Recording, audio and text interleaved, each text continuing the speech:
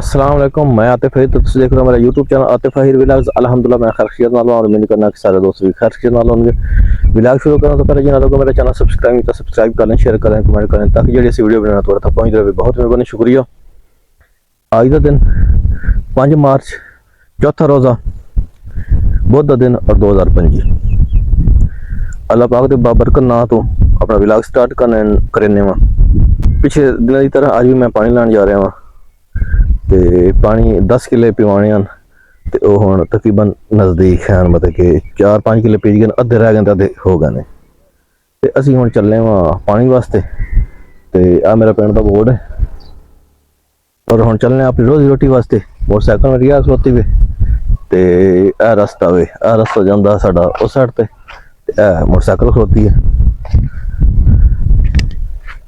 हम चलने वा अपनी रोजी रोटी की तलाश वास्ते, अपनी मेहनत करने वा। लेट्स गो, चलो जी असी चलने वा।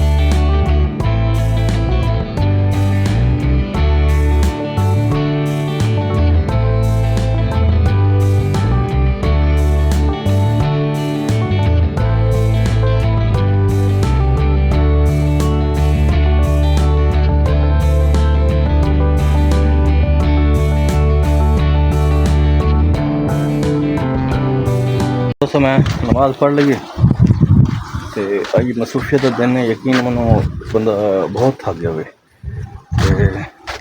काफ़ी ना अज तो करम पानी बहुत ज़्यादा है मोटर का, लेकिन ना मेरी मत वजी पई है, मेरी ना बिल्कुल मत वजी पई है। मेरे चेहरे तुम दसते पे उस वेखते पे उस चेहरे तो वेख ही लिया, लेकिन ना बड़ा बहुत औखा मैं सर्वाइव कर रहा हूँ,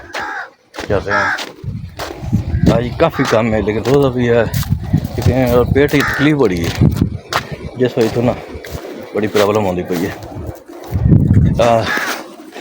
सोलर की प्लेटा थोड़े सूरज करिए थोड़ी ना साइड तक खलोतियां ये कर रहे हैं जी दोस्तों। तबीयत बहुत ख़राब है। पानी लाया आज माशाल्लाह तकरीबन 2 किले मेरे सोलर के बाद पानी बड़े अच्छी मोटर देने की हजे तक बड़ी अच्छी देनी पई है। अल्लाह पाक खैर करे।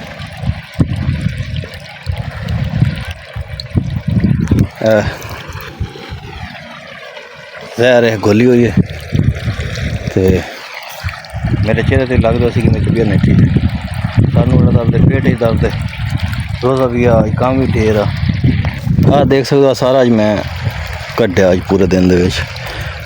उका सोलर बैठन दिता ही नहीं मैं अज ते अल्लाह पा खैर करे। असीं आ गए अफतारी दे दस्तरखान ते इस वक्त मेरे साथ ही मौजूद है ते बाकी बच्चे भी मौजूद ने। रोजा आ तेन भी रोजा साथ तेन भी रोजा साथ में भी अज रोजा रखे पहले से रोजा रखे रखे उल्टियां शुल्टियां आई बड़ी तबीयत बड़ी खराब हो गई है। अफतारी का वक्त हो गया। अल्लाहुम्मा इन्नी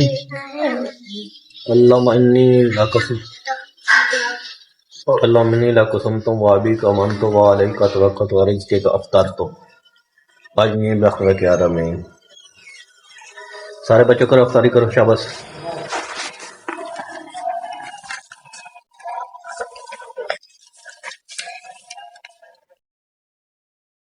अच्छा दोस्तों मैं एक घर आ गया मैं कोई नहा धो के और कुछ चेंजिंग की अपनी ते आज सारा दिन मेरी तबीयत बहुत ख़राब रही है। पानी ला जाते मैं सही विलाग में टाइम नहीं दे सकता पानी लाया लेकिन तबीयत इतनी ख़राब आई कि बहुत मुश्किल मैंने ही किया वे अल्लाह पाक खैर करे तो इंशाल्लाह एक दिन या 1.5 दिन का मेरा पानी तय गया उस तो बाद कुछ मैं वेला हो जावांगा। रमज़ान शरीफ भी रोज़े भी रखने होंगे ते मैं इस हर तक जा नहीं सकता पे जिस हर विलाग शिलाग बनाने होंगे ने ते एक तो और इन्फॉर्मेशन दें कि तबीयत खराब होने के नाल मैं काफ़ी देर आराम करता रहा मैं सह गया ते पानी मैं किसी के हवाले किया उस तो बाद फिर मैं उठा क्योंकि वो लड़के ने किते जाना हा ते रोज़ा हा दवाई तो लै नहीं सकते सी हुण मैं आके कुछ दवाई शवाई लईए कुछ मैं बेहतर होया अफतारी तो बाद यकीन मनो कि बहुत तबीयत खराब है हजे भी ना काफ़ी तबीयत खराब है ते सानू दर्द सारा कुछ मतलब कि रमज़ान शरीफ ये चीज़ां हो जांदियां ने ये चौथा रमज़ान है ते अल्लाह पाक सेहत देवे सानू सब नू ते असी अजे थोड़ा विलाग छोटा है ते थोड़ी सपोर्ट चाहिए है लाजमी सानू सपोर्ट दियो ते असी चाहने थोड़े तो इजाज़त मिलने अगले विलाग विच। अल्लाह हाफ़िज़।